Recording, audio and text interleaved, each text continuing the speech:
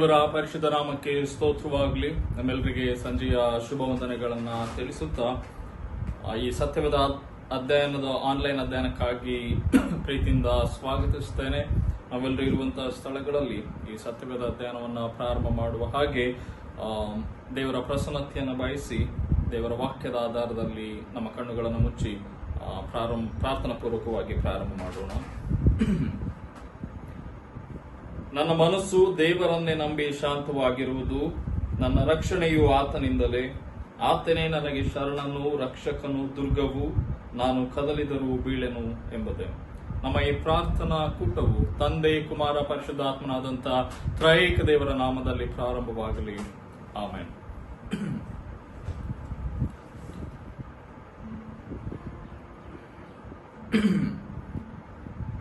ನಾವು ದೇವರ ಎಲ್ಲ ಮಹೋಪಕಾರಗಳನ್ನು ನೆನಪು ಮಾಡಿಕೊಂಡು ದೇವರಿಗೆ ಸ್ತುತಿ ಸ್ತೋತ್ರಗಳನ್ನು ಸಲ್ಲಿಸುವ ಹಾಗೆ ಪ್ರಾರ್ಥನಾ ಪೂರ್ವಕವಾಗಿ ಹಿಂದಿ ಗೀತೆಯನ್ನು ಹಾಡಿ ದೇವರನ್ನ ಸ್ತುತಿಸೋಣ. ಹಿಂದಿ ಗೀತೆ ಹೀಗೆ ಹೇಳ್ತದೆ: ತೇರಿ ಆರಾಧನಾ ಕರೋ ಪಾಪಿ ಪಾಪ ಕ್ಷಮಾಕರ ಜೀವನತೆ ಎಂಬುದಾಗಿ.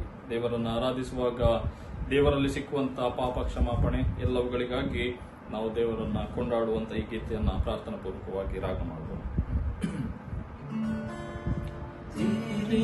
आराधना करो,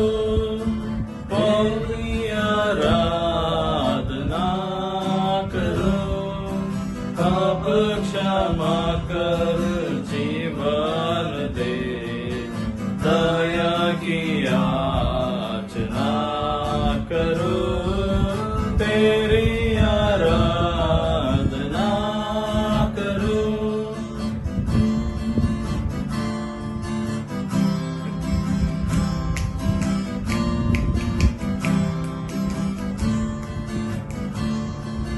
तू ही महान सर्वशक्तिमान, तू ही है मेरे जीवन का संगी.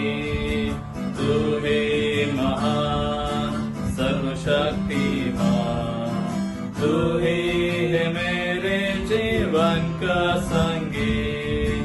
हृदय की तार तेरे चंगा, हृदय के तार तेरे चंगा, तेरी आराधना है हद की.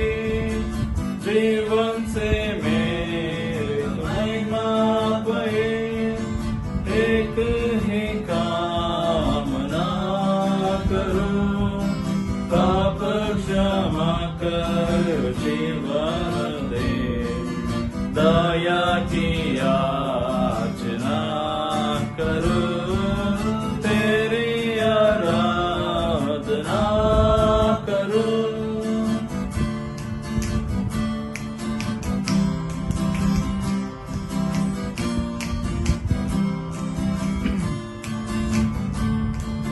सृष्टि के हर एक कण में चाहे तेरी महिमा का राज, सृष्टि के हर एक कण कण में चाहे तेरी महिमा का राज.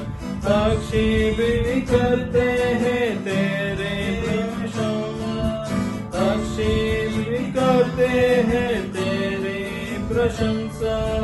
हर के आनंद करा मेरी भी बाकी, हृदय से प्रार्थना करो, पाप क्षमा कर जीवन दे, दया की याचना करो, तेरी आराधना करो, तेरी आराधना करो, पाप क्षमा कर जीवन दे, दया की याचना करो, तेरी आराधना करो. ನಾವು ಮುಂದಿನ ದಿನ ಮತ್ತೊಂದು ಗೀತೆನ ದೇವರಿಗೆ ಮಹಿಮೆಗಾಗಿ ಹಾಡುವ ಹಾಗೆ, ದೇವರು ನನಗೆ ಆಶ್ರಯದುರ್ಗ ಅನ್ನುವಂಥ ನಮ್ಮೆಲ್ಲರಿಗೆ ಗೊತ್ತಿರುವಂತಹ ಗೀತೆ. ನಾನು ಆರಾಧನೆಯನ್ನು ಪ್ರಾರಂಭ ಮಾಡುವಾಗ ಓದಿದಂತಹ ಒಂದು ವಾಕ್ಯ, ದೇವರು ನಮಗೆ ಆಶ್ರಯದುರ್ಗವಾಗಿದ್ದಾನೆ, ನಾವು ಯಾವುದಕ್ಕೆ ಭಯಪಟ್ಟೆವು ಎಂಬುದಾಗಿ. ಸೊ ದೇವರು ನಮಗೆ ಸಿದ್ಧ ಸಹಾಯಕ ಆಶ್ರಯದುರ್ಗವಾಗಿರುವಂತಹ ಈ ಗೀತೆಯನ್ನ ಪ್ರಾರ್ಥನಾ ಪೂರ್ವಕವಾಗಿ ಹಾಡಿ ದೇವರ ಆತ್ಮನ ಬಲವನ್ನು ಹೊಂದಿಕೊಳ್ಳೋಣ.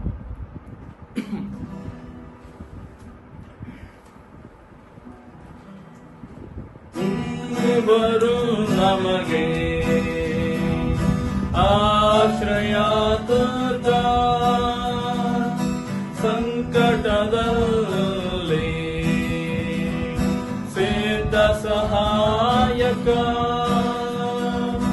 ದೇವರು ನನಗೆ ಆಶ್ರಯದುರ್ಗ, ಸಂಕಟದಲ್ಲಿ ಸಿದ್ಧ ಸಹಾಯಕ. ಕಡಲಲ್ಲಿ ಗುಡ್ಡಗಳು ಮುಳುಗಿದರು, ಭಯವಿಲ್ಲ. ಈ ಭೂಮಿ ಅಳಿದರು, ನನಗೇನು ಭಯವಿಲ್ಲ. ದೇವರು ನನಗೆ ಆಶ್ರಯದುರ್ಗ, ಸಂಕಟದಲ್ಲಿ ಸಿದ್ಧ ಸಹಾಯಕ. ಹಸಿರುಗಾವಲಲ್ಲಿ ನನ್ನನ್ನು ಮೇಯಿಸುವನು, ತಂಪಾದ ಬುಗ್ಗೆಯಿಂದ ದಹವ ತಣಿಸುವನು. ಹಸಿರುಗಾವಲಲ್ಲಿ ನನ್ನನ್ನು ಮೇಯಿಸುವನು, ತಂಪಾದ ಬುಗ್ಗೆಯಿಂದ ದಹವ ತಣಿಸುವನು. ನನ್ನ ಪ್ರಾಣವನು ಉಜ್ಜೀವಗೊಳಿಸುವನು, ನನ್ನ ಪ್ರಾಣವನು ಉಜ್ಜೀವಗೊಳಿಸುವನು, ಉಜ್ಜೀವಗೊಳಿಸುವನು. ದೇವರು ನನಗೆ ಆಶ್ರಯದುರ್ಗ, ಸಂಕಟದಲ್ಲಿ ಸಿದ್ಧ ಸಹಾಯಕ.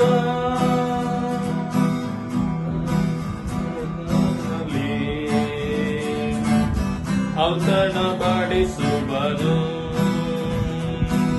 ನನ್ನಯ ಶಿರದಲ್ಲಿ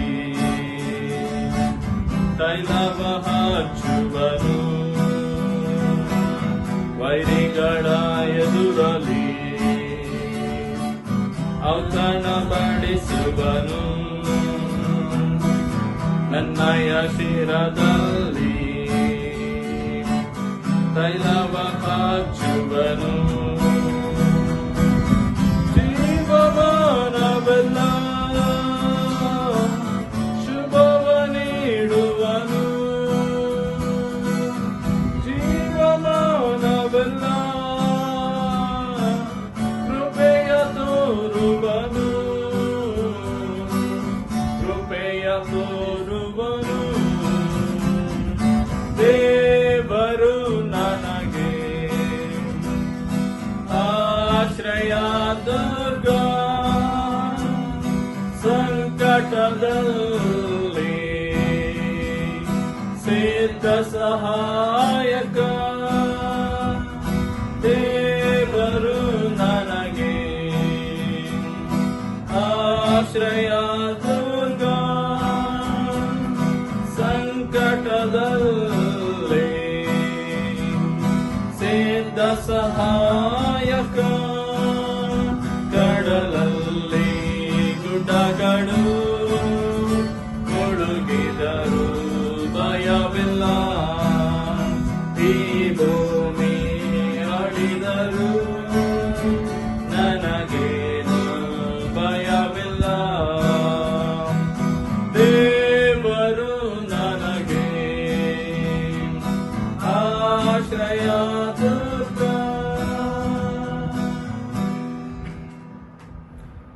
ಕೊನೆಯದಾಗಿ ಮತ್ತೊಂದು ಗೀತಿನ ದೇವರ ಮಹಿಮೆಗಾಗಿ ರಾಗ ಮಾಡುವ. ಇನ್ಯಾರು ನಿನ್ನ ಆಪ್ತರು, ಕ್ರಿಸ್ತೇಸು ಬನ್ನಿ ಸದಾ ಸ್ವೀಕರಿಸು ಆಪ್ತನ ಯೇಸು ನನ್ನ ಆತ್ಮ ರಕ್ಷಕ ಎನ್ನುವಂತ ಈ ಗೀತೆ ಯೇಸು ಸ್ವಾಮಿಯನ್ನ ಒಬ್ಬ ಫ್ರೆಂಡ್ ಆಗಿ, ಒಬ್ಬ ಒಳ್ಳೆಯ ಕ್ಲೋಸ್ ಪರ್ಸನ್ ಆಗಿ ನೋಡುವಂತ ಈ ಗೀತೆಯನ್ನ ನಾವು ಹಾಡಿ ಆತ್ಮಿಕ ಬಲವನ್ನು ಹೊಂದಿಕೊಳ್ಳುವ.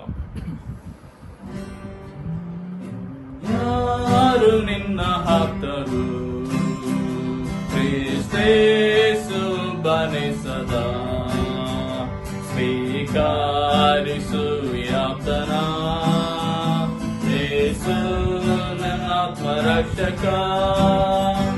ಇನ್ಯಾರು ನಿನ್ನ ಆಪ್ತರು, ಕ್ರಿಸ್ತೇಸು ಬನ್ನಿ ಸದಾ ಸ್ವೀಕರಿಸು ಆಪ್ತನ ಯೇಸು ನನ್ನ ಆತ್ಮ ರಕ್ಷಕ.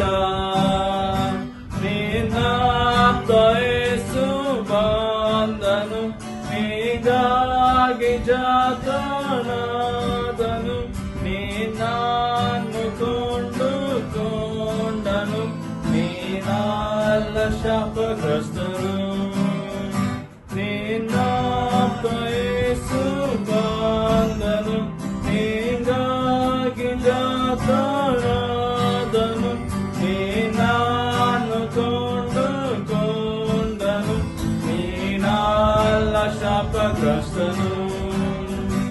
ಇನ್ಯಾರು ನಿನ್ನ ಆಪ್ತರು, ಕ್ರಿಸ್ತೇಸು ಬನ್ನಿ ಸದಾ ಸ್ವೀಕರಿಸು ಆಪ್ತನ ಯೇಸು ನನ್ನ ರಕ್ಷಕ. ವಿಹಾರದಾಪ್ತನು ನೀನಾತ್ಮ ಶಾಂತಿ ನೀಡನು, ಹೃದಯ ತಿಳಿದಾತನು ಆತ್ಮದಾಪ್ತ ಕ್ರಿಸ್ತನು. ಇನ್ಯಾರು ನಿನ್ನ ಆಪ್ತರು, ಕ್ರಿಸ್ತೇಸು ಬನ್ನಿ ಸದಾ ಸ್ವೀಕರಿಸು ಆಪ್ತನ ಯೇಸು ಎನ್ನಾತ್ಮ ರಕ್ಷಕ. ಮಹಿಮಸ್ಥಾನ ತ್ಯಜಿಸಿ ಪಾಪಿಯ ಸ್ಥಾನ ವಹಿಸಿ, ಆಮೇಲ ದ್ರೋಹ ಸಹಿಸಿ ಪ್ರಾಣವ ಕೊಟ್ಟ ಆಪ್ತನೇ.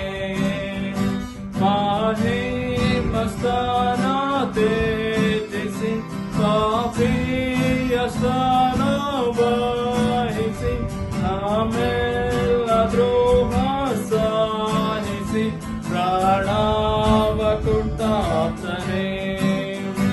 ಇನ್ಯಾರು ನಿನ್ನ ಆಪ್ತರು, ಕ್ರಿಸ್ತೇಸು ಬನ್ನಿ ಸದಾ ಸ್ವೀಕರಿಸು ಆಪ್ತನ ಯೇಸು ನನ್ನ ಆತ್ಮ ರಕ್ಷಕ.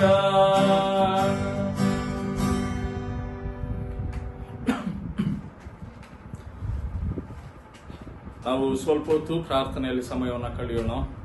ದೇವರ ವಾಕ್ಯ ಹೇಳುವ ಹಾಗೆ, ಬೇಡಿಕೊಳ್ಳಿರಿ ನಿಮಗೆ ಸಿಕ್ಕುವುದು, ಹುಡುಕಿರಿ ಬೇಡಿಕೊಳ್ಳಿರಿ ದೊರೆಯುವುದು, ಹುಡುಕಿರಿ ಸಿಕ್ಕುವುದು, ನಿಮಗೆ ತಟ್ಟಿರಿ ತೆರೆಯುವುದು ಎಂಬುದಾಗಿ. ಹಾಗಾಗಿ ನಾವು ಬೇಡಿಕೊಳ್ಳುವ ಪ್ರತಿಯೊಬ್ಬನು ಹೊಂದುತ್ತಾನೇನು ಅಂತ ನಂಬಿಕೆಯಲ್ಲಿ ಪ್ರಾರ್ಥನೆಯನ್ನ ಮಾಡಿ ದೇವರ ಸಾನ್ನಿಧ್ಯದಲ್ಲಿ ನಮ್ಮ ಎಲ್ಲ ಅಗತ್ಯತೆಗಳನ್ನ ದೇವರ ಮುಂದೆ ತೆರೆದಿಡೋಣ. ಪ್ರಾರ್ಥನೆಯನ್ನು ಮಾಡೋಣ. ನಮ್ಮನ್ನು ಬಹಳವಾಗಿ ಪ್ರೀತಿ ಮಾಡುವಂತಹ ಕ್ರಿಸ್ತ ಯೇಸುವಿನಲ್ಲಿ ತಂದೆಯಾದಂಥ ದೇವರೇ, ನೀನು ಪರಮೋನ್ನತನು, ಪರಿಶುದ್ಧನು, ಪರಿಪಾಲಕನು ಆಗಿದ್ದುಕೊಂಡು ಭೂಪರಲೋಕಗಳಲ್ಲಿ ಆಸೀನನಾಗಿದ್ದುಕೊಂಡು ನಮ್ಮೆಲ್ಲರ ಮಧ್ಯದಲ್ಲಿ ವಾಸ ಮಾಡುತ್ತಾ ಪ್ರತಿನಿತ್ಯವೂ ಘನಮಾನ, ಸ್ತುತಿ, ಮಹಿಮೆಗಳನ್ನು ಹೊಂದುವುದಕ್ಕೆ ಯೋಗ್ಯನಾಗಿರುವುದಕ್ಕಾಗಿ ನಿನಗೆ ಸ್ತೋತ್ರ ಹೇಳ್ತೇವೆ.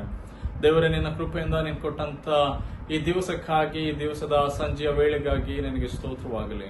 ನೀ ನಮ್ಮನ್ನ ಪ್ರೀತಿ ಮಾಡಿ ನಮ್ಮ ಎಲ್ಲ ಅಗತ್ಯತೆಗಳನ್ನು ಪೂರೈಸಿ ನಮ್ಮನ್ನು ಸುರಕ್ಷಿತವಾಗಿ ಇಲ್ಲಿಯ ತನಕ ನಡೆಸುತ್ತಿರುವುದಕ್ಕಾಗಿ ಸ್ತುತಿ ಸ್ತೋತ್ರಗಳನ್ನು ಸಮರ್ಪಿಸುತ್ತೇವೆ. ದೇವರ ಸಂಜೆ ವೇಳೆಯಲ್ಲಿ ನಾವು ಸಭೆಯಾಗಿ ಆನ್ಲೈನ್ ಮೂಲಕವಾಗಿ ಕೂಡಿ ಬಂದು ದೇವರ ವಾಕ್ಯದ ಅಧ್ಯಯನವನ್ನು ಮಾಡ್ಲಿಕ್ಕಾಗುವಂತೆ, ದೇವರ ವಾಕ್ಯದ ಗುಡಾರ್ಥಗಳನ್ನು ಗ್ರಹಿಸಲಿಕ್ಕಾಗುವಂತೆ ಕೊಟ್ಟಂತೆ ಎಲ್ಲ ಅವಕಾಶಗಳಿಗಾಗಿ, ಆಶೀರ್ವಾದಗಳಿಗಾಗಿ ಸ್ತೋತ್ರವಾಗಲಿ ಸ್ವಾಮಿ. ಒಂದು ಸಂದರ್ಭದಲ್ಲಿ ನಾವು ನಿನ್ನ ಎಲ್ಲ ಆಶೀರ್ವಾದಗಳನ್ನು ನೆನಪು ಮಾಡುವಂಥದ್ದರೊಟ್ಟಿಗೆ ನಾವು ನಿನ್ನ ಸಾನ್ನಿಧ್ಯದಲ್ಲಿ ಅಲ್ಪರ ಅಯೋಗ್ಯರಾಗಿದ್ದೇವೆ ಎಂಬುದನ್ನು ನೆನಪು ಮಾಡಿಕೊಡುತ್ತೇವೆ. ಮನುಷ್ಯ ಮಾತ್ರದವರಾದಂಥ ನಾವು ಅನೇಕ ವೇಳೆ ನಮ್ಮ ಬಲಹೀನತೆಗಳ ನಿಮಿತ್ತವಾಗಿ ದೇಹ ಸ್ವಭಾವದ ಆಶೆಗಳಿಂದಾಗಿ ನಿನ್ನಿಂದ ದೂರ ಸರಿದಿದ್ದೇವೆ. ಮಾತ್ರವಲ್ಲದೆ ನಿನ್ನ ಕಾರ್ಯಗಳನ್ನು ಮಾಡುವಲ್ಲಿ ನಾವು ಆಲಸ್ಯವನ್ನು ವಹಿಸಿರುವುದಕ್ಕಾಗಿ ಕೂಡ ನಿನ್ನಲ್ಲಿ ಕ್ಷಮೆ ಯಾಚಿಸ್ತೇವೆ ಸ್ವಾಮಿ. ಮಾತ್ರವಲ್ಲದೆ ಈ ಒಂದು ಸಂದರ್ಭದಲ್ಲಿ ನಾವು ಇಡೀ ಸೃಷ್ಟಿಯನ್ನ, ಎಲ್ಲ ಜನರನ್ನ ನೆನಪು ಮಾಡಿಕೊಂಡು ಅವರಿಗೋಸ್ಕರ ಪ್ರಾರ್ಥನೆಯನ್ನು ಮಾಡ್ತೇವೆ. ಈ ಸೃಷ್ಟಿಯಲ್ಲಿ ಕೊಟ್ಟಂತ ಉತ್ತಮವಾದ ಪರಿಸರಕ್ಕಾಗಿ, ಕೊಟ್ಟಂತ ಸಮತೋಲನದ ಆಶೀರ್ವಾದಗಳಿಗಾಗಿ ನಿನಗೆ ಸ್ತೋತ್ರವಾಗಲಿ ದೇವರ. ವಿಶೇಷವಾಗಿ ಈ ಜಾಗತಿಕ ತಾಪಮಾನದಲ್ಲಿ ಬಿಸಿಲಿನ ಏರಿಕೆ ಹೆಚ್ಚಾಗುತ್ತಿರುವುದರಿಂದ, ಇದರಿಂದ ಅನೇಕ ಜನರಿಗೆ ಮಾತ್ರವಲ್ಲದೆ ಅನೇಕ ವಿಧದಲ್ಲಿ ಸಮಸ್ಯೆಗಳು ಎದುರಾಗುವಾಗ ಈ ಸೃಷ್ಟಿಯಲ್ಲಿ ಮತ್ತೆ ಸಮತೋಲನವಾದಂತಹ ವಾತಾವರಣವನ್ನು ಅನುಗ್ರಹಿಸಿ ಎಂಬುದಾಗಿ ಬೇಡ್ತೇವೆ. ಮಾತ್ರವಲ್ಲದೆ ಅನೇಕ ಕಡೆಗಳಲ್ಲಿ ತಮ್ಮ ಪ್ರೀತಿ ಪಾತ್ರರನ್ನು ಕಳೆದುಕೊಂಡು ದುಃಖದಲ್ಲಿರುವಂತಹ ಎಲ್ಲ ಜನರ ಮೇಲೆ ನಿನ್ನ ದಯೆ ಇರಲಿ.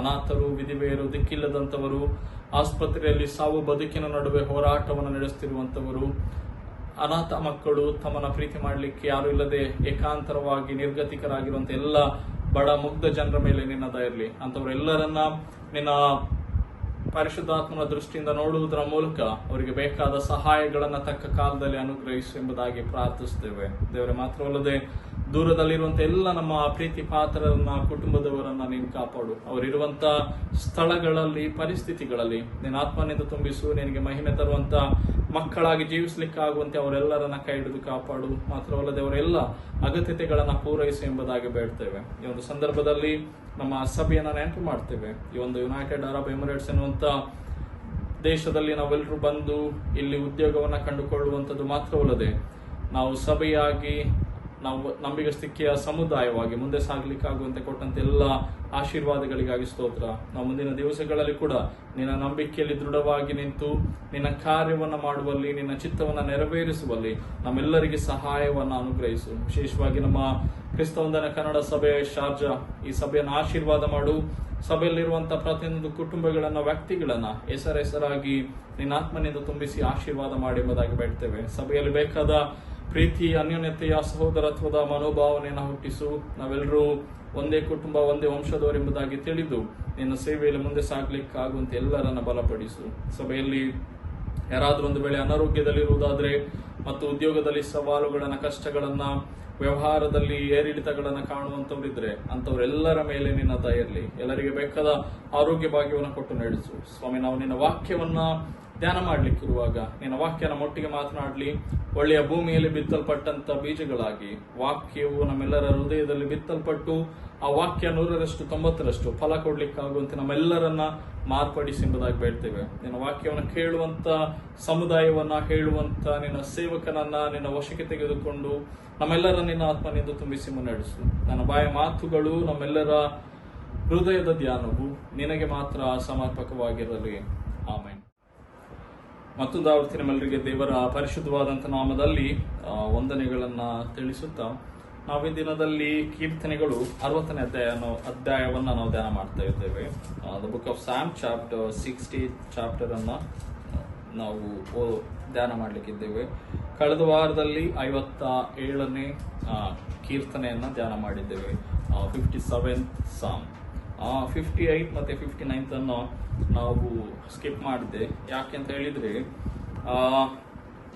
ಅದರಲ್ಲಿ ದಾವಿದ ಹೇಗೆ ಒಂದು ಆಲ್ಮೋಸ್ಟ್ 57th ಅಲ್ಲಿ ಸೌಲನಿಂದ ತಪ್ಪಿಸಿಕೊಂಡು ಗುಹೆಯಲ್ಲಿದ್ದು ಒಂದು ಕೀರ್ತನೆಯನ್ನು ರಚಿಸ್ತಾನೋ ಅಂತಹದ್ದೇ ಕಂಟೆಂಟ್ಸ್ ಬರುವಂತ ಕೀರ್ತನೆ ಅದೆರಡಾಗಿದ್ದರಿಂದ ಅದೆರಡನ್ನ ನಾನು ಸ್ಕಿಪ್ ಮಾಡ್ತೇನೆ. ಹಾಗಾಗಿ 60ನೇ ವಚನಕ್ಕೆ ಅಧ್ಯಾಯಕ್ಕೆ ಬರುವಾಗ ಈ ಕೀರ್ತನೆ ಒಂದು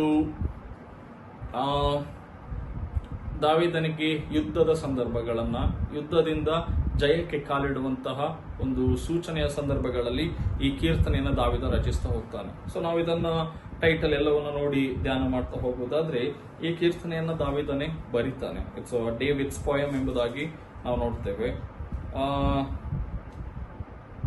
ಪರಾಜಿತರು ದೈವೋತ್ತರವನ್ನು ಆಧಾರ ಮಾಡಿಕೊಂಡು ಪ್ರಾರ್ಥಿಸುವುದು ಪ್ರಧಾನ ಗಾಯಕನ ಕೀರ್ತನ ಸಂಗ್ರಹದಿಂದ ತೆಗೆದದ್ದು. ಸೊ ಪ್ರಧಾನ ಗಾಯಕನ ಅಂತ ಹೇಳಿದ್ರೆ ನಮಗೆ ಗೊತ್ತಿದೆ ಯಾವಾಗಲೂ ಡೇವಿಡ್ ಅಥವಾ ಅವನ ಆಸ್ಥಾನದಲ್ಲಿದ್ದಂಥ ಅನೇಕರು ಕೀರ್ತನೆಗಳನ್ನು ಬರೆಯುವಾಗ ಕೆಲವು ಕೀರ್ತನೆಗಳು ಪ್ರಾಮುಖ್ಯವಾದದ್ದನ್ನು ಮೇನ್ ಕಾಯರ್ ಟೀಮ್ನ ಒಂದು ಅಧ್ಯಕ್ಷನಿಗೆ ಬರೆದು ಅದರಲ್ಲಿ ಒಂದೊಂದು ಭಾಗವನ್ನಾಗಿ ಮಾಡಿಡ್ತಾ ಇದ್ರು. ಅದರಲ್ಲಿ ಈ ಕೀರ್ತನೆ addressing to the choir master ಅವರಿಗೆ ಬರೆದಂತ ಒಂದು ಕೀರ್ತಿಯಲ್ಲಿ ತೆಗೆದು ಇದನ್ನ ಇಲ್ಲಿಗೆ ಇಂಟ್ರೊಡ್ಯೂಸ್ ಮಾಡಿದ್ದಾರೆ ಬೈಬಲ್ ಅಲ್ಲಿ. ಸೊ ಓಷನ್ ಎದೋತ್ ಎಂಬ ರಾಗ ದಾವಿದನ 2 ನದಿಗಳ ಮಧ್ಯದಲ್ಲಿರುವ ಮತ್ತು ಶೋಬ್ ಎಂಬ ರಾಜಧಾನಿಯುಳ್ಳ ಆರಾಮ್ ರಾಜ್ಯಗಳ ಸಂಗಡ ಕಾದುವಷ್ಟರೊಳಗೆ ಯೋವಾಬನು ಹಿಂತಿರುಗಿ ಹೋಗಿ ಉಪ್ಪಿನ ತಗ್ಗಿನಲ್ಲಿ 12,000 ಎದೋಮ್ಯರನ್ನು ಹೊಡೆದಾಗ ದಾವಿದನು ರಚಿಸಿದಂತ ಕಾವ್ಯ. ಸೊ ನಾನು ಆಗಲೇ ಹೇಳಿದ ಹಾಗೆ ದಾವಿದ ಯುದ್ಧದ ಸಂದರ್ಭಗಳಲ್ಲಿ ಈ ಗೀತೆಯನ್ನ ಬರೀತಾನೆ. ಅದರಲ್ಲಿ ಯಾವ ಎಲ್ಲ ದೇಶಗಳೊಟ್ಟಿಗೆ ಯುದ್ಧ ಮಾಡ್ತಾನೆ, ಹೇಗೆ ಜಯವನ್ನ ಗಳಿಸ್ತಾನೆ ಅಂತ ಈ ಕೀರ್ತನೆ ನಮಗೆ ಸಂಕ್ಷಿಪ್ತವಾಗಿ ವಿವರಣೆ ಮಾಡ್ತಾ ಹೋಗ್ತದೆ. ಸೊ ನಾವು ಅದನ್ನ ನಾನು ದಾವಿದ ಬರೆಯುವಾಗ ಈ ಕೀರ್ತನೆಗಳ ಒಂದು ಇಂಪಾರ್ಟೆಂಟ್ ಆಸ್ಪೆಕ್ಟ್ಸ್ ಏನಂತ ನೋಡೋದಾದ್ರೆ, ದಾವಿದ ಈ ಕೀರ್ತನೆಯನ್ನ ಹಿಂದಿನ ಮತ್ತು ಮುಂದಿನ ಜನಾಂಗಗಳಿಗೆ, ಹಿಂದಿನ ಅಂತ ಹೇಳಿದ್ರೆ the people who var living in the period of David, ದಾವಿದನ ಕಾಲದಲ್ಲಿದ್ದಂತ ಜನರಿಗೂ ಮಾತ್ರವಲ್ಲದೆ ಅದನ್ನು ಓದುವಂತ ಮುಂದಿನ ಪೀಳಿಗೆಯ ಜನರಿಗೆ ದೇವರ ಮೇಲಿನ ನಂಬಿಕೆಯನ್ನ ಹೆಚ್ಚಿಸಲಿಕ್ಕೆ, ಮಾತ್ರವಲ್ಲದೆ ನಂಬಿಕೆಯನ್ನ ಬಿಟ್ಟು ದೇವರನ್ನ ಹಾತುಕೊಳ್ಳುವುದನ್ನ ಬಿಟ್ರೆ ಬೇರೆ ದಾರಿ ಜಯಕ್ಕೆ ಸಾಧ್ಯವಿಲ್ಲ ಎನ್ನುವಂಥದ್ದನ್ನ ದಾವಿದ ಈ ಕೀರ್ತನೆಯಲ್ಲಿ ತಿಳಿಸ್ತಾ ಹೋಗ್ತಾನೆ. ಇನ್ನೊಂದು ಕಡೆಯಲ್ಲಿ ಮೆಸೊಪೊತಾಮಿಯ, ಸಿರಿಯಾ, ಜೋಬ, ಎದೋಮ್ ಎನ್ನುವಂತಹ ಸೈನ್ಯದವರನ್ನ, ಆ ಜನಾಂಗಗಳನ್ನ ಸೋಲಿಸಿದಾಗ ದಾವೀದ ಈ ಕೀರ್ತನೆಗಳನ್ನ ರಚಿಸ್ತಾನೆ. ಸೊ ನಾವಿದನ್ನ 2ನೇ ಸಮುವೇಲ 8ನೇ ಅಧ್ಯಾಯ 3ರಿಂದ 13ನೇ ವಚನಗಳಲ್ಲಿ ನೋಡ್ತಾ ಹೋಗ್ಬೋದು. Second Sam chapter 8 versus 1 to 8 ಇದರಲ್ಲಿ ಯಾವ ಎಲ್ಲ ರಾಜ್ಯಗಳನ್ನ ದಾವೀದ ಸೋಲಿಸ್ತಾನೆ ಎಂಬುದಾಗಿ ನಾವು ತಿಳಿದುಕೊಳ್ಳಿಕ್ಕೆ ಸಾಧ್ಯವಾಗ್ತದೆ. ಸೊ ಅದರಲ್ಲಿ ಯಾವ ಸ್ಥಳದಲ್ಲಿ ಸೋಲಿಸ್ತಾನೆ ಅಂತ ಹೇಳಿದಾದ್ರೆ, ವ್ಯಾಲಿ ಆಫ್ ಸಾಲ್ಟ್ ಎನ್ನುವಂತ ಒಂದು ಪ್ರದೇಶದಲ್ಲಿ ಯುದ್ಧ ಮಾಡಿ ಮೋವಾಬ್, ಅಮೋರಿಯನ್ಸ್ ಮತ್ತೆ ಫಿಲಿಸ್ಟೇನಿಯನ್ಸ್, ಅಮಲೇಕಿಯರು, ಅಮಲೇಕ್ ಪೀಪಲ್ ಇವರನ್ನೆಲ್ಲ ದಾವಿದ ಅಲ್ಲಿ ಸೋಲಿಸುವಂತದನ್ನ ನಾವು ನೋಡ್ತೇವೆ. ಸೊ ಹಾಗಾಗಿ ಈ ಕೀರ್ತನೆಯನ್ನ ಕೆಲವು ದುಃಖದ ಕೀರ್ತನೆಗಳು ತುಂಬಾ ಹಿಂದೆ ಬರೀತಾನೆ ದಾವಿದ. ಸೌಲನಿಂದ, ಬೇರೆ ಬೇರೆ ಫಿಲಿಸ್ಟಿಯರು ಅವರೆಲ್ಲರಿಂದ ಸುತ್ತುವರಿಯಲ್ಪಟ್ಟಾಗ ಅನೇಕ ದುಃಖದ ಕೀರ್ತನೆಗಳನ್ನ ರಚಿಸಿದ ಮೇಲೆ ಈ ಕೀರ್ತನೆ ಯುದ್ಧವನ್ನ ಮಾಡುವಂತ ಸಂದರ್ಭದಲ್ಲಿ, ಯುದ್ಧದಿಂದ ಸಿಕ್ಕಂತ ಜಯದ ಸಂದರ್ಭಗಳಲ್ಲಿ ಅದನ್ನ ನೆನಪು ಮಾಡಿಕೊಂಡು ಅಥವಾ ಆ ಸಂದರ್ಭದಲ್ಲಿ ದಾವಿದ ಈ ಕೀರ್ತನೆಯನ್ನ ರಚಿಸ್ತಾ ಹೋಗ್ತಾನೆ. ಸೊ ಹಾಗಾಗಿ ಇದರ ಕಂಟೆಂಟ್ಸ್ ಗಳಲ್ಲಿ ನಮಗೆ ಹೆಚ್ಚಿನ ಮಾಹಿತಿಗಳನ್ನ, ದೇವರ ಮೇಲಿನ ನಂಬಿಕೆನ ದಾವಿದ ಹೇಗೆ ಎಕ್ಸ್ಪೀರಿಯನ್ಸ್ ಮಾಡಿದ, ಹೇಗೆ ಅವನ ಪರಿಸ್ಥಿತಿಗಳಲ್ಲಿ ಇದ್ದು, ಅದೆಲ್ಲದರ ಮಧ್ಯದಲ್ಲಿ ದೇವರು ಹೇಗೆ ದಾವಿದನನ್ನ ನಡೆಸಿದ ಎಂಬುದಾಗಿ ತಿಳ್ಕೊಳ್ಳಿಕ್ಕೆ ಸಾಧ್ಯವಾಗ್ತದೆ. ಸೊ ನಾನು ಅದನ್ನ ವಚನಗಳ ಆಧಾರದಲ್ಲಿ ವಿವರಿಸ್ತಾ ಹೋಗ್ತೇನೆ. ಕೀರ್ತನೆಗಳು 60ನೇ ಅಧ್ಯಾಯ ವಚನ 1ರಿಂದ 3 ನಾವು ಮೊದಲು ಓದೋಣ. 6th chapter verses 1 to 3. ದೇವರೇ, ಕೋಪದಿಂದ ನಮ್ಮನ್ನ ತಳ್ಳಿ ಕೆಡವಿ ಬಿಟ್ಟಿದ್ದಿ, ನಮ್ಮನ್ನ ಎತ್ತಿ ನಿಲ್ಲಿಸು. ನೀನು ದೇಶವನ್ನ ಕಂಪನಗೊಳಿಸಿ ಒಡೆದು ಬಿಟ್ಟಿದ್ದಿ, ಅದರ ಒಡಕುಗಳನ್ನ ಸರಿ ಮಾಡು, ಅದು ನಡುಗುತ್ತಿರುವುದಲ್ಲ. ನಿನ್ನ ಜನರನ್ನ ಸಂಕಟಕ್ಕೆ ಗುರಿಪಡಿಸಿದ್ದಿ, ನೀನು ನಮಗೆ ಭ್ರಮಣ ಮದ್ಯವನ್ನ ಕುಡಿಸಿದ್ದಿ ಎಂಬುವಂಥದ್ದೇ. ಸೊ ಈ 3 ವಚನಗಳನ್ನ ನಾವು ಟೈಟಲ್ ಮಾಡುವುದಾದ್ರೆ ದ ಡಿಫೀಟೆಡ್ ನೇಷನ್ ಎಂಬುದಾಗಿ, ಒಂದು ರೀತಿಯಲ್ಲಿ ಇನ್ನೊಂದು ಕಡೆ A plea for mercy from God who has afflicted his people ಎಂಬುದಾಗಿ. ಡಿಫೀಟೆಡ್ ನೇಷನ್ ಅಂತ ಹೇಳಿದ್ರೆ ದೇವರಿಂದ ಕೈ ಬಿಡಲ್ಪಟ್ಟಂತಹ ಜನಾಂಗವಾಗಿ ಇಸ್ರಾಯೇಲರು ಒಂದು ಸಂದರ್ಭದಲ್ಲಿ ಇದ್ರು. ಅಂತಹ ಜನರು ಮತ್ತೆ ದೇವರ ಸಹಾಯಕ್ಕಾಗಿ ಬೇಡಿಕೊಳ್ಳುವಂತಹ ಒಂದು ಸಂದರ್ಭಗಳನ್ನ ನಾವು ನೋಡ್ತೇವೆ. ಸೊ ದಾವಿದ ಮತ್ತು ಆತನ ಸೈನ್ಯ, ಇಸ್ರಾಯೇಲರು ಯುದ್ಧವನ್ನು ಮಾಡುವಾಗ ಪ್ರಾರಂಭದ ಪರಿಸ್ಥಿತಿಗಳಲ್ಲಿ ಸೋಲಿನ ಭೀತಿ ಅವರಿಗೆ ಬಹಳ ಯಥೇಚ್ಛವಾಗಿತ್ತು. ಅವರು ಯುದ್ಧದಲ್ಲಿ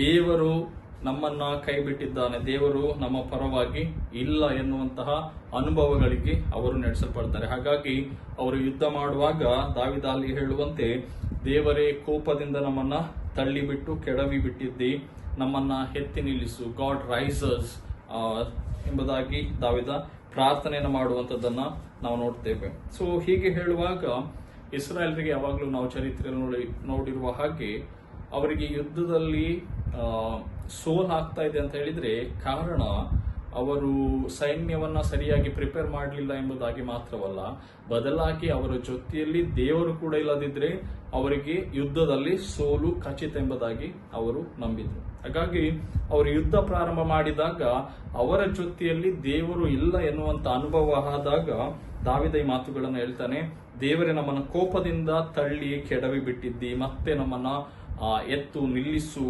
ಎಂಬುದಾಗಿ. 2ನೇ ವಚನದಲ್ಲಿ ನೀನು ದೇಶವನ್ನ ಕಂಪಿನಗೊಳಿಸಿ ಒಡೆದು ಬಿಟ್ಟಿದ್ದಿ, ಅದರ ಒಡಕುಗಳನ್ನ ಸರಿ ಮಾಡು, ಅದು ನಡುಗುತ್ತಿರುವುದಲ್ಲ ಅಂತ ಹೇಳಿದ್ರೆ ಇಸ್ರಾಯೇಲರ ಪಾಪಗಳು ಏನಾಗಿದೆ ಅಷ್ಟರ ಮಟ್ಟಿಗೆ ಅವರನ್ನ ದೇವರಿಂದ ದೂರ ಮಾಡಿದೆ. ಹಾಗೆ ದೂರ ಮಾಡಿದ್ದರಿಂದ ಅವರ ದೇಶ ಅವರು ಇರುವಂತ ಭೂಮಿ ಕಂಪಿಸಲ್ಪಡ್ತಿದೆ. ಅದರಲ್ಲಿ ಯಾವುದೇ ಯುದ್ಧ ಮಾಡುವಾಗ ಆ ಭೂಕಂಪನದಿಂದಾಗಿ ಅವರು ಸೋತು ಹೋಗ್ತಾ ಇದ್ದಾರೆ. ಅದು ಆ ಭೂಮಿಯೇ ನಡುಗುವಾಗ ಅವರು ಕೂಡ ನಡುಗಿ ಜನರು ಸೈನಿಕರು ಸೋತು ಹೋಗುವಂತ ಪರಿಸ್ಥಿತಿಗೆ ದೂಡಲ್ಪಟ್ಟಿರ್ತಾರೆ. ಹಾಗಾಗಿ ಇಂತಹ ಒಂದು ಪರಿಸ್ಥಿತಿಯಲ್ಲಿ ದಾವಿದ ಅದನ್ನ ಬರೀತಾನೆ. ಅದಕ್ಕೆ ಒಬ್ಬ ಥಿಯಾಲಜಿಯನ್ ಹೀಗೆ ಹೇಳ್ತಾರೆ, ವ್ಯಾನ್ ಜಮ್ರನ್ ಎನ್ನುವಂತಹ ಒಬ್ಬ ಥಿಯಾಲಜಿಯನ್, worse than defeat was the sense of separation from God ಎಂಬುದಾಗಿ.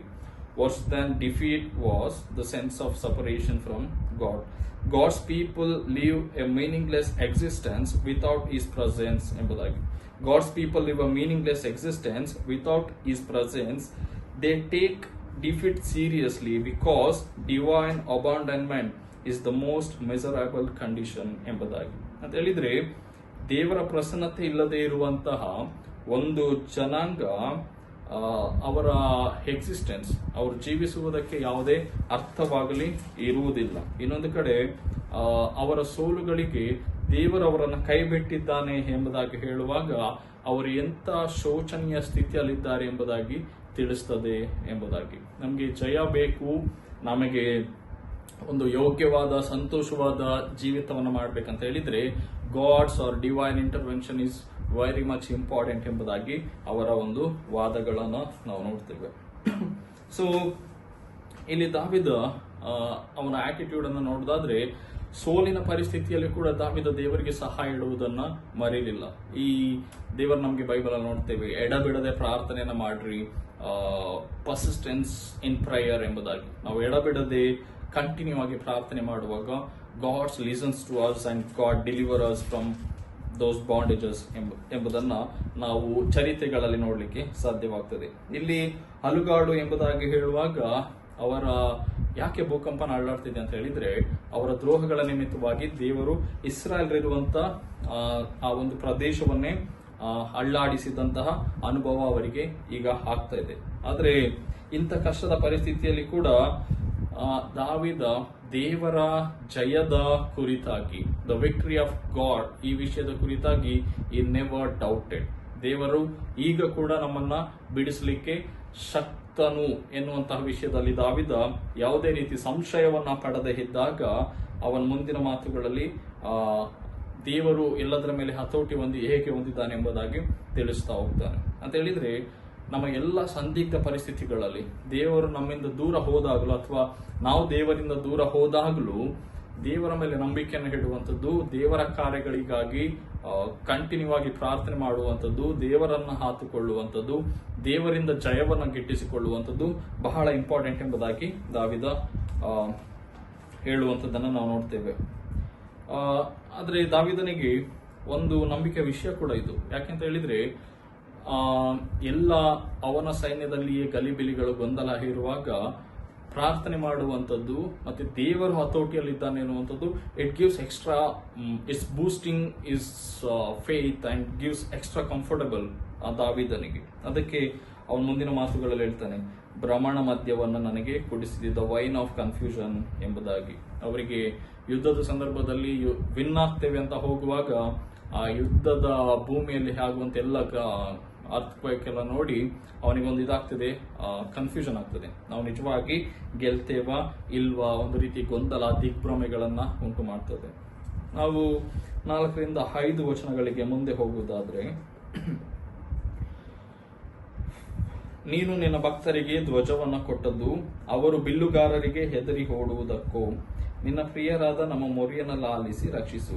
ನಿನ್ನ ಭುಜಬಲದಿಂದ ನಮ್ಮನ್ನು ಜಯಗೊಳಿಸು ಎಂಬುದಾಗಿ. ಇದನ್ನು ನಾವು 2 ವಚನಗಳನ್ನ ಟೈಟಲ್ ಮಾಡೋದಾದ್ರೆ, hope in the God's deliverance. Hope in the God's deliverance. ದೇವರ ವಿಮೋಚನ ಕಾರ್ಯದಲ್ಲಿ ಭರವಸವನ್ನ ಇಡುವಂಥದ್ದು. ದಾವಿದ ಯುದ್ಧ ಪ್ರಾರಂಭ ಮಾಡಿದಾಗ, ಯುದ್ಧದ ಪ್ರಾರಂಭದಲ್ಲಿ ದಾವಿದನಿಗಾಗುವಂತ ಒಂದು ಅನುಭವ, ದೇವರು ನಮ್ಮನ್ನ ಇಸ್ರಾಯೇಲರ ಜೊತೆಯಲ್ಲಿ ಇಲ್ಲ, ನಮ್ಮ ಕೈ ಬಿಟ್ಟಿದ್ದಾನೆ ಎನ್ನುವಂಥದ್ದು.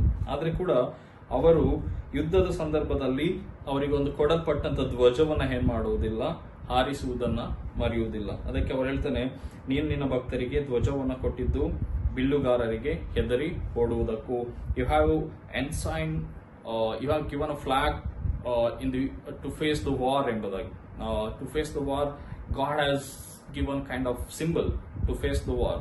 ಆದ್ರೆ ಅವರ ಧ್ವಜವನ್ನು ಹಾರಿಸುವಾಗ ಅವರಿಗಾಗುವಂತ ಒಂದು ಅನುಭವಗಳು, ಎಲ್ಲಿ ಸೋಲ್ತಾ ಇದ್ದೇವೆ, ಈ ಸಂದರ್ಭದಲ್ಲಿ ದೇವರ ಧ್ವಜವನ್ನ ಹಿಡ್ಕೊಂಡು ನಾವು ಏನನ್ನ ಮಾಡ್ಬೇಕೆಂಬುದಾಗಿ. ಅಲ್ಲಿ ಸೈನಿಕರು ಹಿಂದೆ ತಿರುಗಿ ಓಡುವಂತ ಪರಿಸ್ಥಿತಿ ಬಂದಿದೆ. ಆದ್ರೆ ಕೂಡ ಅವರು ಧ್ವಜವನ್ನ ಹಾರಿಸುವುದನ್ನ ಬಿಡ್ಲಿಲ್ಲ. ಧ್ವಜವನ್ನ ಹಾರಿಸುವಾಗ it shows that they were firm in their faith and they were still keep on fighting against their enemies ಎಂಬುದಾಗಿ. ಅವರು ಧ್ವಜವನ್ನ ಇಟ್ಕೊಂಡಿದ್ರು. ತಾವು ಸೋಲಿನ ಭೀತಿಯಲ್ಲಿಯೂ ಯುದ್ಧ ಮಾಡುವುದನ್ನ ಹಿಂತೆಗಿಲಿಲ್ಲ. ಅವರನ್ನ ಹೆದರಿಸಿ ಯುದ್ಧವನ್ನ ಮಾಡ್ತಲೇ ಇರ್ತಾರೆ. ಅದಕ್ಕೆ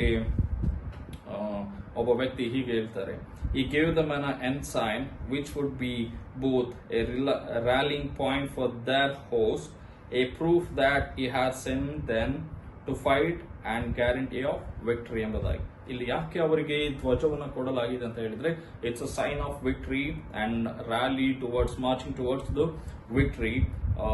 ಇಟ್ಸ್ ಅ ಗ್ಯಾರಂಟಿ ಫ್ಲಾಗ್ ಎಂಬುದಾಗಿ. ನಮಗೆ ಇದನ್ನ ಥಿಯಾಲಜಿಯಲ್ಲೆಲ್ಲ ಕಂಪೇರ್ ಮಾಡುವಾಗ cross is also used as the symbol of victory ಎಂಬುದಾಗಿ. ಸೊ ಶಿಲುಬೆ ಎಲ್ಲಿಯ ತನಕ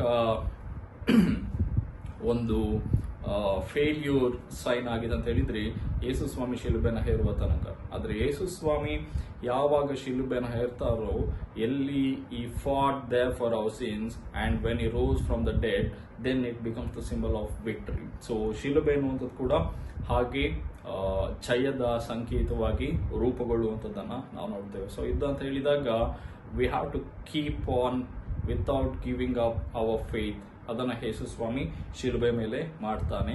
ದಾವಿದ ಕೂಡ ಅದೇ ಅನುಭವವನ್ನ ಯುದ್ಧದಲ್ಲಿ ಮಾಡುವುದರ ಮೂಲಕ ಈ started to feel the same thing that has experience in Jesus life. So 5ನೇ ವಚನ ನಾವು ನೋಡುವಾಗ, 5ರಲ್ಲಿ ದಾವಿದ ಹೇಳುವಂಥದ್ದು, ನಿನ್ನ ಪ್ರಿಯರಾದ ನಮ್ಮ ಮೊರೆಯನ್ನು ಲಾಲಿಸಿ ರಕ್ಷಿಸು, ನಿನ್ನ ಭುಜಬಲದಿಂದ ನಮ್ಮನ್ನ ಜಯಗೊಳಿಸು ಎಂಬುದಾಗಿ. ಸೊ ದಾವಿದ ಇಲ್ಲಿ, David and Israels were the most beloved community to God ಎಂಬುದಾಗಿ ನಮ್ಮೆಲ್ಲರಿಗೆ ಗೊತ್ತಿರುವಂತಹ ವಿಷಯ. ಅದರಲ್ಲಿ ಇಸ್ರಾಯೇಲ್ರಲ್ಲಿ ನಾಯಕನಾದಂತಹ ದಾವೀದ ದೇವರಿಗೆ ಬಹಳ ಪ್ರೀತಿ ಪಾತ್ರ. ಒಂದು ಟೈಮಲ್ಲಿ ಅವರಿಗೆ ಹಿಂಜರಿಕೆ ಆಗ್ತದೆ ಯುದ್ಧದಲ್ಲಿ they were not as much as they were expected towards victory. ಆದ್ರೂ ಕೂಡ ದೇವರ ಮೇಲಿನ ತಮ್ಮ ನಂಬಿಕೆಯನ್ನು ಅವರು ಹಿಂದೆ ತೆಗೆಯುವುದಿಲ್ಲ. ಅಲ್ಲಿ ದೇವರ ಜೊತೆ ಉತ್ತಮ ಸಂಬಂಧವನ್ನು ಹೊಂದಿದಂತ ವ್ಯಕ್ತಿಗಳು ಮಾತ್ರ ಆ ನಂಬಿಕೆಯಲ್ಲಿ, ಸೋಲಿನ ಭೀತಿಯಲ್ಲಿ ಕೂಡ ಮುಂದೆ ಹೋಗ್ಲಿಕ್ಕೆ ಸಾಧ್ಯವಾಗ್ತದೆ. ಸೊ ದಾವೀದನಿಗೆ ಆ ಒಂದು ಎಕ್ಸ್ಪೀರಿಯನ್ಸ್ ಆಗ್ತದೆ. ಯುದ್ಧದಲ್ಲಿ he was almost about to lose the battle, but ಆದ್ರೆ the faith and the courage that was with him and relying on the God, that gives him additional credit and that boosts his faith to face the battle. ಅದನ್ನ face ಮಾಡುವಾಗ ದಾವೀದ ಹೇಳುವಂಥದ್ದು, ದೇವರು ತನ್ನ ಭುಜಬಲದಿಂದ ನಮ್ಮನ್ನ ಜಯಗೊಳಿಸ್ತಾನೆ ಎಂಬುದಾಗಿ ಹೇಳಿ ಯುದ್ಧವನ್ನ continue ಮಾಡುವಂಥದ್ದನ್ನ ನಾವು ನೋಡ್ತೇವೆ. ಸೊ ವಚನ 6ರಿಂದ 8 ನಾವು ನೋಡುವುದಾದ್ರೆ, ವರ್ಸಸ್ 6 to 8, ದೇವರು ತನ್ನ ಪವಿತ್ರತ್ವವನ್ನ ಸಾಕ್ಷಿ ಮಾಡಿ ನುಡಿದಿದ್ದಾನೆ. ಜಯಘೋಷ ಮಾಡುವೆನು, ಶೇಕೆಮ್ ಪ್ರದೇಶವನ್ನ ಹಂಚುವೆನು, ಸೂಕೋತ್ ಬಯಲನ್ನ ಅಳೆದುಕೊಡುವೆನು. ಗಿಲ್ಯಾದ್ ಸೀಮೆಯು ಮನಸ್ಸೆಯ ದೇಶವು ನನ್ನವು, ಎಫ್ರೈಮ್ ಗೋತ್ರವು ನನಗೆ ಶಿರಸ್ತ್ರಾಣವು, ನನ್ನ ರಾಜದಂಡವು ಯಹೂದ ಕುಲವೇ. ಮೋವಾಬ್ ಪ್ರದೇಶವು ನನ್ನ ಸ್ನಾನ ಪಾತ್ರೆಯು, ಏದೋಮ್ ಸೀಮೆಯು ನನ್ನ ಕೆರಗಳನ್ನು ಬಿಡುವ ಸ್ಥಳ, ಫಿಲಿಸ್ಟಿಯರು ನನ್ನ ವಿಷಯವಾಗಿ ಕೂಗಿಕೊಳ್ಳಲಿ ಎಂಬುದಾಗಿ. ಸೊ ಹೊಸ 6 to 8 ನಾವು ನೋಡುವುದಾದ್ರೆ, ದ ವಿಕ್ಟೋರಿಯಸ್ ಗಾಡ್ ಎಂಬುದಾಗಿ, ಜಯ ಕೊಡುವಂತಹ ದೇವರು. ನಾವು ದೇವರಿಗೆ ಬೈಬಲ್ ಅಲ್ಲಿ we have seen so many titles have been given to God in the Old Testament. ದೇವರು ಯೆಹೋವ ನಿಸ್ಸಿ, ಯೆಹೋವ ಹೀರೆ, ಯೆಹೋವ ರಾಫಾ. ಸೊ ಇಲ್ಲಿ ಕೂಡ ದ ವಿಕ್ಟೋರಿಯಸ್ ಗಾಡ್ ಎಂಬುದಾಗಿ ಹೇಳುವಾಗ ಜಯ ಕೊಡುವಂತಹ ದೇವರನ್ನ ನಾವು ನೋಡ್ತೇವೆ. ಸೊ ಇಲ್ಲಿ 6ನೇ ವಚನಕ್ಕೆ ಬರುವಾಗ David started to feel or speak the word of God within himself. ಅಲ್ಲಿ ಅವನು ಹೇಳುವಂಥದ್ದು, ದೇವರು ತನ್ನ ಪವಿತ್ರತ್ವವನ್ನ ಸಾಕ್ಷಿ ಮಾಡಿ ನುಡಿದಿದ್ದಾನೆ. God has said this word. ಮುಂದಿನ ವಚನದಲ್ಲಿ ಜಯಘೋಷ ಮಾಡುವೆನು, we will sing praise to God ಎಂಬುದಾಗಿ ಇದನ್ನ ಹೇಳ್ತಾ ಹೋಗುವಾಗ ದಾವಿದ ಈ ಭರವಸೆಯ ನಂಬಿಕೆಯ ಮಾತುಗಳಲ್ಲಿ ಯುದ್ಧವನ್ನು ಮಾಡ್ತಾ ಹೋಗುವಾಗ ಈ started to slowly conquer all the places. ಎಲ್ಲ ವೈರಿಗಳನ್ನ ಈ ಸ್ಟಾರ್ಟೆಡ್ ಟು ಡಿಫೆಟ್.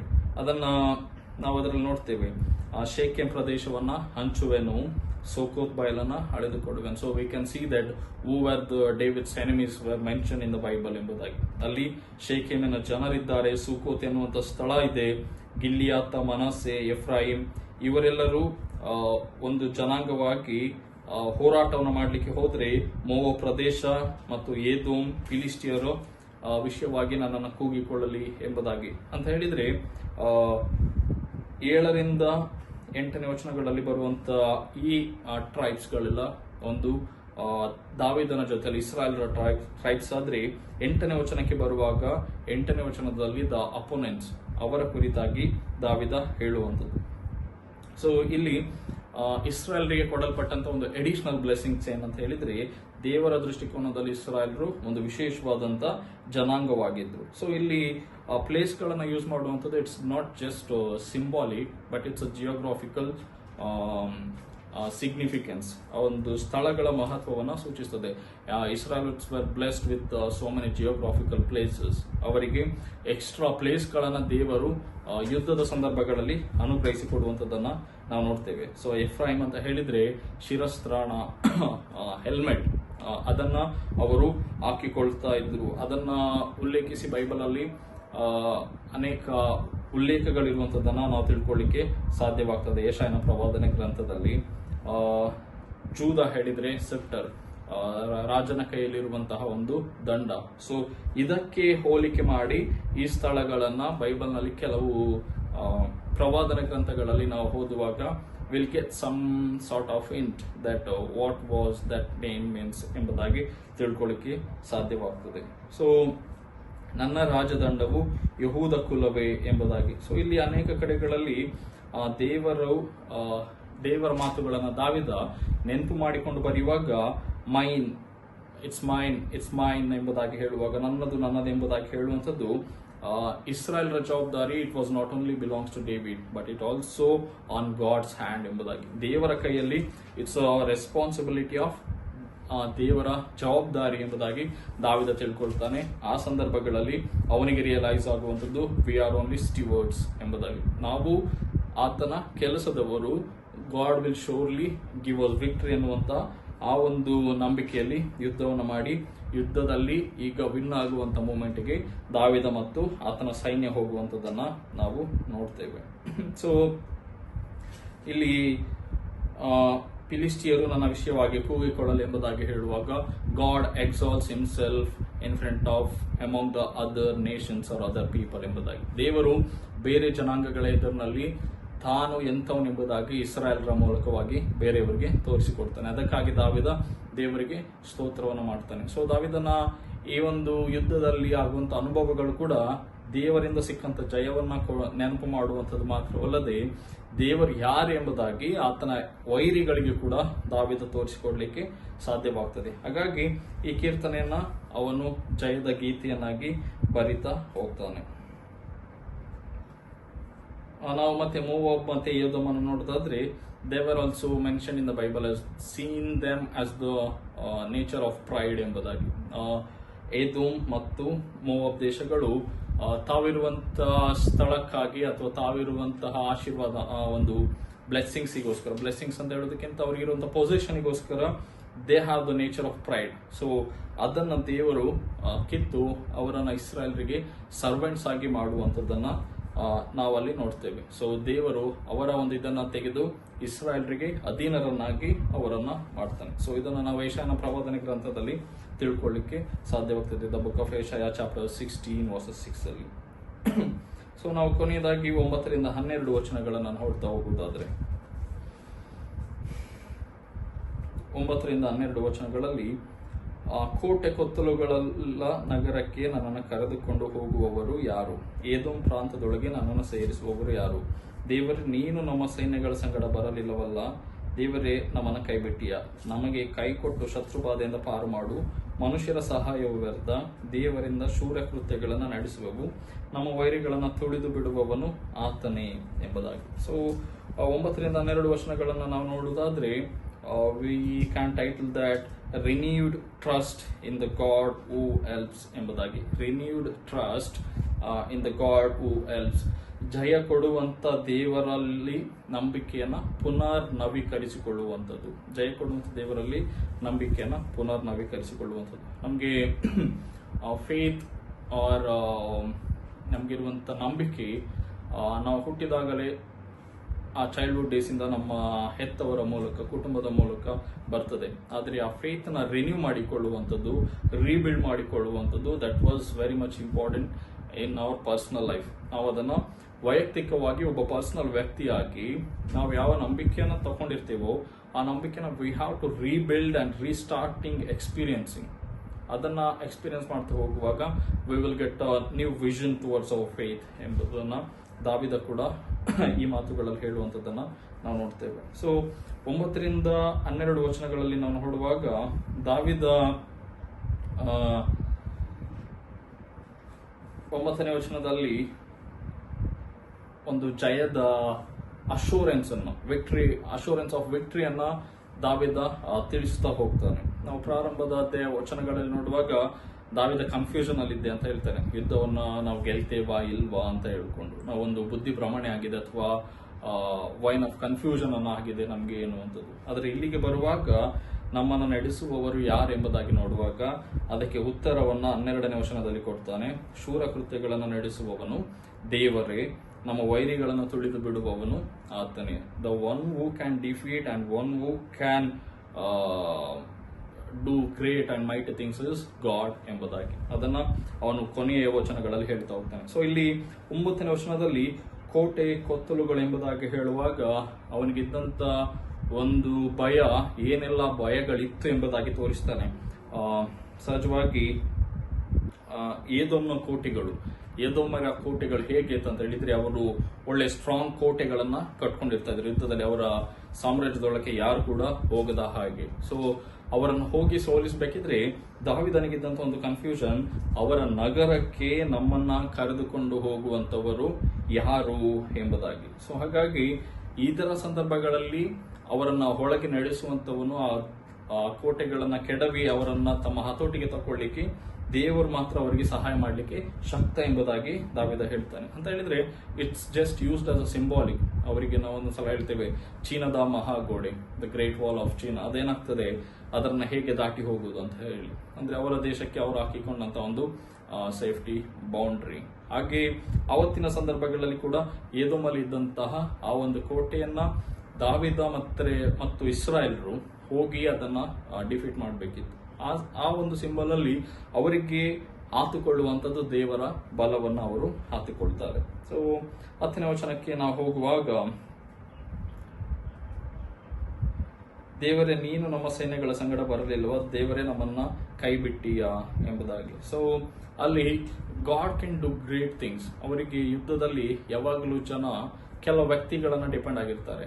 ಒಂದು ಸೈನ್ಯಾಧಿಕಾರಿ 10 ಜನಕ್ಕೆ 50 ಜನಕ್ಕೆ ಒಬ್ಬೊಬ್ಬ ಅಧಿಕಾರಿ ಇರ್ತಾರೆ. ಸೊ ಅಧಿಕಾರಿಗಳನ್ನ ಸೈನಿಕರು ಯಾವಾಗಲೂ ಆತ್ಕೊಂಡಿರ್ತಾರೆ. ಸೊ ಕೆಲವು ಸಲ ಯುದ್ಧದಲ್ಲಿ ಕೆಲವೊಬ್ಬ ಲೀಡರ್ ಇರ್ತಾರೆ, ಜೈಂಟ್ ಪರ್ಸನ್. ಈಗ ಉದಾಹರಣೆಗೆ ಫಿಲಿಸ್ಟಿಯರಲ್ಲಿ ಇದ್ದಂತ ಗೊಲಿಯಾತ, ಅವರು ಫಿಲಿಸ್ಟಿಯರನ್ನ ಫೇಸ್ ಮಾಡಬೇಕಿದ್ರೆ ಫಸ್ಟ್ ಗೊಲಿಯಾತನನ್ನ ಫೇಸ್ ಮಾಡಬೇಕಿತ್ತು. ಆ ಫಿಲಿಸ್ಟಿಯರಿಗೆ ಒಂದು ಇದ್ದಂತ ಹೋಪ್, ಸ್ಟ್ರಾಂಗ್ ವಾಲ್ ಯಾವ್ದಂತ ಹೇಳಿದ್ರೆ ಗೊಲಿಯಾತ. ಸೊ ಗೊಲಿಯಾತನನ್ನು ಯಾರು ಎದುರಿಸಲಿಕ್ಕೆ ಆಗದೆ ಇರುವಾಗ ದಾವಿದ ಹೇಗೆ ಹೋಗಿ ಫೇಸ್ ಮಾಡ್ತಾನೋ, ಇಸ್ರೇಲ್ರಲ್ಲಿ ಯಾವ ಅಂತ ದೊಡ್ಡ ವ್ಯಕ್ತಿ ಇಲ್ಲದೆ ಇರುವಾಗ ಈಗ ದಾವಿದನಿಗೆ ಕೂಡ ಅಂತಹದೇ ಒಂದು ಇದಾಗ್ತದೆ. ನೀನು ನಮ್ಮ ಸಂಗಡ ಬರ್ಲಿಲ್ವಲ್ಲ, ಯಾರನ್ನ ನಾವು ನಂಬಬೇಕು ಅಂತ ಹೇಳಿದ್ರೆ, ಒಬ್ಬ ಒಳ್ಳೆ ಜೈನ್ ಪರ್ಸನ್ ಅವರ ಮಧ್ಯದಲ್ಲಿ ಇಲ್ಲದೆ ಇರುವಾಗ ನಾವೊಂದು ಕಾಮನ್ ಪೀಪಲ್ ಆಗಿ ಹೋಗಿ ಯುದ್ಧವನ್ನು ಮಾಡ್ತೇವೆ ಹೇಳಿದ್ರೆ ನಾವು ಹೇಗೆ ಅವರನ್ನ ಡಿಫೀಟ್ ಮಾಡಲಿಕ್ಕೆ ಸಾಧ್ಯ ಎಂಬುದಾಗಿ. ಅಂತ ಒಂದು ಮೂಮೆಂಟ್ ಅಲ್ಲಿ ಅವನು ಹೇಳುವಂಥದ್ದು, ನಾನು ದೇವರನ್ನ ಆತುಕೊಂಡು ದೇವರಿಂದ ಜಯವನ್ನ ಹೊಂದ್ತೇನೆ ಅಂತ ಹೇಳಿ. ದಾವಿದ ಗೊಲಿಯಾತನನ್ನ ಹೆದರಿಸುವಾಗ ಯಾವಾಗಲೂ ಹೇಳ್ತಾನೆ, ನೀನಾದ್ರೆ ಯಾವುದರ ಶಕ್ತಿಯಲ್ಲಿ ಬಂದಿದ್ಯಾ, ನಿನ್ನ ತೋಳ್ಬಳವನ್ನ, ನಿನ್ನ ಯುದ್ಧದ ಸ್ಕಿಲ್ ಅನ್ನ ನಂಬ್ಕೊಂಡು ಬಂದಿದ್ಯಾ, ನಾನಾದ್ರೂ ದಿನ ಆರಾಧಿಸುವಂತ ಪ್ರಾರ್ಥಿಸುವಂತ ದೇವರ ಹೆಸರಿನಲ್ಲಿ ಬರ್ತೇನೆ ಅಂತ ಹೇಳ್ಕೊಂಡು. ಇಲ್ಲಿ ಕೂಡ ಅಂತಹದೇ ಒಂದು ಪ್ರಿನ್ಸಿಪಲ್ ಅನ್ನು ದಾವಿದ ಉಪಯೋಗಿಸ್ತಾನೆ. ಅವನಿಗೆ ಅದನ್ನು ಉಪಯೋಗಿಸುವಾಗ ಪ್ರಾರಂಭದಲ್ಲಿ ಗೊಲಿಯಾತನೊಟ್ಟಿಗೆ ಯಾವುದೋ ಒಂದು ಅನುಭವದಲ್ಲಿ ಮಾಡಿದ ಒಂದು ನಂಬಿಕೆಯಲ್ಲಿ, ಆದ್ರೆ ಅರಸನಾಗಿ ಈಗ ಬೇರೆ ದೇಶದವರ ಜೊತೆ ಹೋರಾಡಬೇಕಿದ್ರೆ ದಾವಿದ ಮತ್ತೆ ಆ ನಂಬಿಕೆಯನ್ನ ಎಕ್ಸ್ಪೀರಿಯನ್ಸ್ ಮಾಡ್ಲಿಕ್ಕೆ ಸ್ಟ್ರಗಲ್ ಆಗ್ತದೆ. ಯಾಕೆ ಅಂತ ಹೇಳಿದ್ರೆ ಅವನಿಗೆ ಈಗ ದೊಡ್ಡ ಸವಾಲಿದೆ. ಆಗ ಒಬ್ಬ ಮನುಷ್ಯ ಆದ್ರೆ ಈಗ ಒಂದು ದೊಡ್ಡ ಸೈನ್ಯ ಇದೆ, ದೊಡ್ಡ ಕೋಟೆಗಳಿದೆ. ಆ ಕೋಟೆಗಳನ್ನ ಕೂಡ ದಾವಿದ ಫೇಸ್ ಮಾಡಬೇಕಾಗಿತ್ತು. ಅದಕ್ಕೆ ನಾವು ಒಬ್ಬ ಥಿಯಾಲಜಿಯನ್ ಹೇಳುವಂತ ಮಾತನ್ನ ಕೇಳೋದಾದ್ರೆ, for vain is the help of man ಎಂಬುದಾಗಿ, ಮನುಷ್ಯನಲ್ಲಿ ಸಿಕ್ಕುವಂತಹ ಸಹಾಯ ವ್ಯರ್ಥವಾದದ್ದು. As they had lately experimented in Saul, a king of their own choosing ಎಂಬುದಾಗಿ. ಅವರಿಗೊಂದು ಅನುಭವ ಆಗ್ತದೆ ಇಸ್ರಾಯೇಲ್ರಿಗೆ. ಯಾವುದಂತ ಹೇಳಿದ್ರೆ, ಅವರು ಹಾರಿಸಿಕೊಂಡಂತ ನಾಯಕನಾದ ಸೌಲನಿಂದ ಅವರಿಗಾದಂತಹ ಒಂದು ಅನುಭವ ಏನಂತ ಹೇಳಿದ್ರೆ, ನಾನು ಅದನ್ನು ಓದಿ ಬಿಡ್ತೇನೆ. But not able to save them from those proud Philistinians. ಯಾವಾಗ ಇಸ್ರಾಯೇಲ್ರು ಸೌಲನನ್ನು ಹಾಕೊಂಡಿದ್ರು, ಮನುಷ್ಯನನ್ನ, ಮತ್ತೆ ಅವರೇ ಆರಿಸಿಕೊಂಡಂತ ಒಬ್ಬ ಅರಸ ಫಿಲಿಸ್ಟಿಯರ ಕೈಯಿಂದ ಇಸ್ರಾಯೇಲ್ ಜನಾಂಗವನ್ನ ಸೇವ್ ಮಾಡಲಿಕ್ಕೆ ಆಗ್ಲಿಲ್ಲ. ಆದ್ರೆ who strongly believes in God can bring victory. ಅದ್ಯಾರು ಅಂತ ಹೇಳಿದ್ರೆ ದಾವೀದ. ಸೊ ಸೌಲನನ್ನು ಇಸ್ರಾಯೇಲ್ರಿಗೆ ಹಾರಿಸಿಕೊಂಡ್ರು, ಬಟ್ ಆದ್ರೆ ಆ ವ್ಯಕ್ತಿ ಇಸ್ರಾಯೇಲ್ರಿಗೆ ಜಯವನ್ನ ತಂದ್ಕೊಡ್ಲಿಕ್ಕೆ ಸಾಧ್ಯವಾಗ್ಲಿಲ್ಲ. ಆದ್ರೆ ಯಾವಾಗ ದಾವಿದನನ್ನು ಆರಿಸಿಕೊಳ್ತಾರೋ, ದಾವಿದ ದೇವರನ್ನ ಆತುಕೊಳ್ತಾನೋ, he started to bring so many victories to Israelites ಎಂಬುದಾಗಿ ನಾವು ನೋಡ್ತೇವೆ. ಸೊ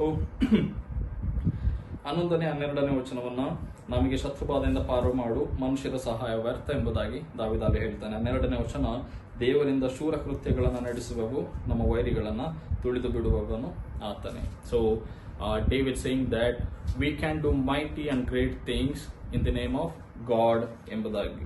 ಅಲ್ಲಿ ದಾವಿದ ಯುದ್ಧಕ್ಕೆ ಹೋಗುವಾಗ, ಯಾವುದೇ ಕೆಲಸ ಕಾರ್ಯಗಳನ್ನು ಪ್ರಾರಂಭ ಮಾಡುವಾಗ, ಈ ಸೇಸ್ ದಟ್ ನಾನು ದೇವರ ಹೆಸರಿನಲ್ಲಿ ಯುದ್ಧ ಮಾಡ್ತೇನೆ, ದೇವರ ಹೆಸರಿನಲ್ಲಿ ಬರ್ತೇನೆ ಎಂಬುದಾಗಿ. ಅಲ್ಲಿ ದೇವರ ಯುದ್ಧ ಕಾರ್ಯಗಳನ್ನ ಅಥವಾ ದೇವರು ಶೂರ ಕೃತ್ಯಗಳನ್ನು ನಡೆಸ್ತಾನೆ ಅಂತ ಹೇಳ್ತಾ ಇಲ್ಲ. ಈಗ ದೇವರಿಂದ ಶೂರ ಕೃತ್ಯಗಳನ್ನು ನಡೆಸುವೆವು, ವಿ ಡು ಎಂಬುದಾಗಿ. ಅಂದ್ರೆ ಸೈನಿಕರಾಗಿ ನಾವು ದೇವರ ಹೆಸರಿನಲ್ಲಿ ಯುದ್ಧ ಮಾಡಿ ಆ ಒಂದು ನಂಬಿಕೆ ಅವರಿಗೆ ದೇವರ ಸಹಾಯವನ್ನು ಹಾಕಿಕೊಳ್ಳುವಾಗ ಬರ್ತದೆ. ಮತ್ತೆ ವೈರಿಗಳನ್ನ ನಾಶ ಮಾಡುವಂತವನು ದೇವರ ಎಂಬುದಾಗಿ ಅವರು ತಿಳ್ಕೊಳ್ಳುತ್ತಾನೆ ಅಂತ ಹೇಳಿದ್ರೆ, the divine intervention in the battle brought victory to Israelites ಎಂಬುದಾಗಿ.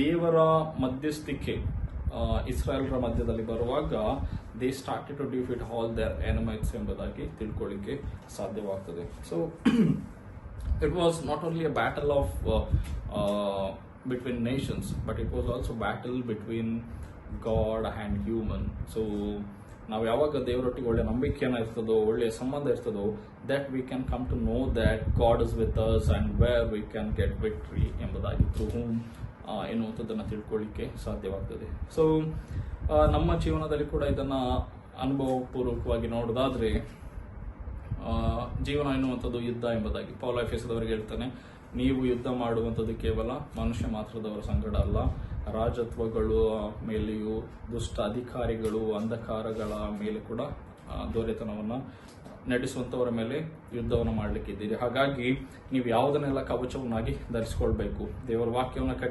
ಖಡ್ಗವನ್ನಾಗಿ ಇಟ್ಕೊಳ್ಳಿ, ಸತ್ಯವನ್ನ ನಡುಕಟ್ಟನ್ನಾಗಿ ಕಟ್ಕೊಳ್ರಿ, ದೇವರ ಶಿರಸ್ತ್ರಾಣವನ್ನ ಧರಿಸಿಕೊಂಡು ಯುದ್ಧವನ್ನ ಮಾಡ್ರಿ ಅಂತ ಹೇಳಿ. ಸೊ ನಮ್ಮ ಜೀವನದಲ್ಲಿ ಕೂಡ ಯಾವಾಗಲೂ ದೇವರ ವಾಕ್ಯವನ್ನ ಕತ್ತಿಯನ್ನಾಗಿ ಇಟ್ಕೊಂಡಿರ್ಬೇಕು, ಅದರಿಂದ ಉತ್ತರವನ್ನ ಕೊಡ್ಬೇಕು. ಮತ್ತು ದೇವರ ಸತ್ಯವನ್ನ ನಡುಕಟ್ಟನ್ನಾಗಿ ಕಟ್ಕೊಂಡಿರ್ಬೇಕು. ನಾವು ಸತ್ಯವನ್ನ ಧರಿಸಿಕೊಂಡು ಯುದ್ಧ ಮಾಡುವಾಗ ಯುದ್ಧ ಸಿಗ್ತದೆ. ಸೊ ದಾವಿದ ಅದನ್ನ ಪ್ರಾಕ್ಟೀಸ್ ಮಾಡಿ ತನ್ನ ಜೀವನದಲ್ಲಿ ಆ ಜಯವನ್ನು ಹೊಂದ್ಕೊಳ್ಳಿಕ್ಕೆ ಸಾಧ್ಯವಾಗ್ತದೆ. ಹಾಗಾಗಿ ನಮ್ಮ ಜೀವನದಲ್ಲಿ ಕೂಡ every moment every day is a battle.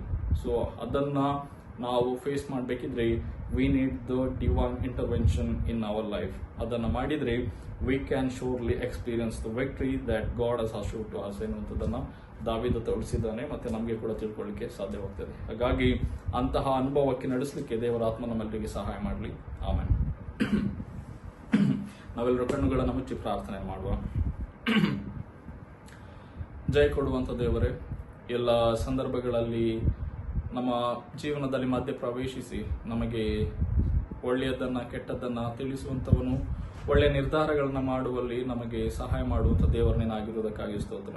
ನಿನ್ನ ವಾಕ್ಯದ ಮುಖಾಂತರವಾಗಿ ನಮ್ಮೊಟ್ಟಿಗೆ ಮಾತನಾಡಿ ಬಲಪಡಿಸಿದಕ್ಕಾಗಿ ನಿನಗೆ ಸ್ತೋತ್ರ ಹೇಳ್ತೇವೆ. ದಾವೀದನ ಜೀವಿತದಲ್ಲಿ ಅವನ ಅರಸನಾಗಿ ಸಿಂಹಾಸನವನ್ನು ಹೇರಿದಾಗ ಅನೇಕ ಯುದ್ಧಗಳು, ಶೋಧನೆಗಳನ್ನ, ಸವಾಲುಗಳನ್ನು ಹೆದರಿಸುವಲ್ಲಿ ನೀನು ಅವನಿಗೆ ಸಹಾಯ ಮಾಡಿದ್ದಿ, ಅವನಿಗೆ ಜಯವನ್ನು ಕೊಟ್ಟಿದ್ದಿ. ಮಾತ್ರವಲ್ಲದೆ ಒಬ್ಬ ನಂಬಿಗಸ್ತಿಕೆಯ ವ್ಯಕ್ತಿಯಾಗಿ ರೂಪುಗೊಳ್ಳಲು ಕೊಟ್ಟಂತ ಎಲ್ಲ ಆಶೀರ್ವಾದಗಳನ್ನು ನೆನಪು ಮಾಡ್ತೇವೆ. ನಾವು ಕೂಡ ನಿನ್ನ ಮಕ್ಕಳಾಗಿ ನಮ್ಮ ಎಲ್ಲ ಬಲಹೀನತೆಗಳಲ್ಲಿ ನಿನ್ನ ಆತ್ಮನ ಬಲವನ್ನು ಆತುಕೊಳ್ಳಿಕ್ಕಾಗುವಂತೆಯೂ ನಿನ್ನ ಸಹಾಯವನ್ನ, ನಿನ್ನ ಮಧ್ಯಸ್ಥಿಕೆಯನ್ನ ನಾವು ಯಾವಾಗಲೂ ಎದುರು ನೋಡ್ಲಿಕ್ಕಾಗುವಂತೆ ಕಲಿಸು. ಆ ಮೂಲಕ ನಿನ್ನ ಆತ್ಮನಿಂದ ಬಲ ಹೊಂದಿದವರಾಗಿ ನಮ್ಮ ದಿನನಿತ್ಯ ಜೀವನದಲ್ಲಿ ಎದುರಾಗುವಂಥ ಸವಾಲುಗಳನ್ನು ಜಯಿಸಲು ಶಕ್ತಿ ಕೊಡೆಂಬುದಾಗಿ ಬೇಡ್ತೇವೆ. ಹೇಗೂ ಸ್ವಾಮಿ, ನಿನ್ನೆಲ್ಲ ಆಶೀರ್ವಾದಗಳಿಗಾಗಿ ಸ್ತೋತ್ರ ಹೇಳುತ್ತಾ ಈ ರಾತ್ರಿ ವೇಳೆಯಲ್ಲಿ ನಮ್ಮ ದೇಹ ಪ್ರಾಣಾತ್ಮಗಳನ್ನು ನಿನ್ನ ಹಸ್ತಗಳಿಗೆ ಒಪ್ಪಿಸ್ತೇವೆ. ನಿನ್ನ ಆತ್ಮನಿಂದ ತುಂಬಿಸು, ನಿನ್ನ ಬಲದಿಂದಲೂ ಜ್ಞಾನದಿಂದಲೂ ಬಲಪಡಿಸು. ಈ ರಾತ್ರಿ ವೇಳೆಯಲ್ಲಿ ದಂಡಿದಂಥ ದೇಹಗಳಿಗೆ ಸುಖಕರವಾದ ವಿಶ್ರಾಂತಿ ಕೊಡು. ನಿನ್ನ ಚಿತ್ತಾನುಸಾರವಾಗಿ ಹೊಸ ದಿನಕ್ಕೆ ನಮ್ಮನ್ನು ನಡೆಸಿ ಬಲಪಡಿಸಿ ಮುನ್ನಡೆಸೆಂದು ಯೇಸುವಿನ ನಾಮದಲ್ಲಿ ದೀನತೆಯನ್ನು ಬೇಡುತ್ತೇವೆ. ಆಮೇನ್. ಪರಲೋಕದಲ್ಲಿರುವ ನಮ್ಮ ತಂದೆಯೇ, ನಿನ್ನ ನಾಮವು ಪರಿಶುದ್ಧವೆನಿಸಲ್ಪಡಲಿ, ನಿನ್ನ ರಾಜ್ಯವು ಬರಲಿ, ನಿನ್ನ ಚಿತ್ತವು ಪರಲೋಕದಲ್ಲಿ ನೆರವೇರುವ ಪ್ರಕಾರ ಭೂಲೋಕದಲ್ಲಿಯೂ ನೆರವೇರಲಿ. ನಮ್ಮ ದಿನದ ಆಹಾರವನ್ನು ನಮಗೆ ದಯಪಾಲಿಸು. ನಮಗೆ ತಪ್ಪು ಮಾಡಿದವರು ನಾವು ಕ್ಷಮಿಸಿದಂತೆ ನಮ್ಮ ತಪ್ಪುಗಳನ್ನು ಕ್ಷಮಿಸು. ನಮ್ಮನ್ನು ಶೋಧನೆಗೆ ಸೇರಿಸದೆ ಕೇಳಿದ ನಮ್ಮನ್ನು ತಪ್ಪಿಸು. ಯಾಕೆಂದರೆ ರಾಜ್ಯವು ಬಲವು ಮಹಿಮೆ ಸದಾಕಾಲವೂ ನಿನ್ನವೇ. ಆಮೇನ್. ವಿಶ್ವಾಸದಿಂದ ದೇವರ ಆಶೀರ್ವಾದವನ್ನು ಹೊಂದಿಕೊಳ್ಳೋಣ. ತಂದೆ, ಮಗ, ಪರಿಶುದ್ಧಾತ್ಮನಾದಂಥ ತ್ರೈಕ ದೇವರ ಆಶೀರ್ವಾದವು ಈ ಆನ್ಲೈನ್ನಲ್ಲಿ ಪಾಲ್ಗೊಂಡಂಥ ಪ್ರತಿಯೊಬ್ಬರೊಟ್ಟಿಗೂ, ನಮ್ಮ ಸಭೆಯೊಟ್ಟಿಗೂ, ಇಡೀ ವಿಶ್ವದೊಟ್ಟಿಗೂ ಈಗಲೂ ಯಾವಾಗಲೂ ನಿತ್ಯ ಕಾಲಕ್ಕೂ ನೆಲೆಯಾಗಿರಲಿ. ಆಮೆನ್.